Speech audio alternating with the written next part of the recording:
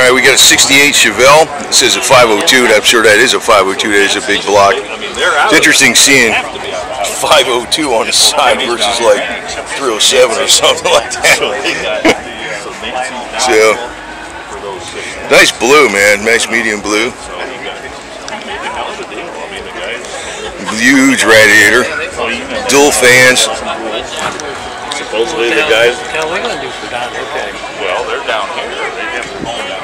He's got the full racing harness thing here, looks like, or something like that. Well, it's just a extra pad on the belt there. It says 502. I'm sure it's a 4-speed. That's what I'm saying. Can you imagine going up? Sure, it's the M22 4-speed if it's a 4-speed. It'd have to be with a 502. God. And it's a 68 because, like I said, 68 69 look the same, except the 69's got, you know, bigger tail lights that come up about that high. He's got the smaller ones. I used to like the 69 tail lights better, but then I kind of like the 68s because they just mold right in there.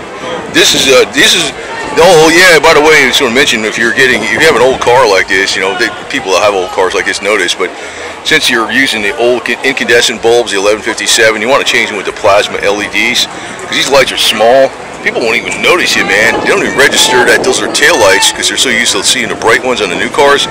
Put some plasmas back there. A lot of meat. Hear that car? You can't even hear it, man.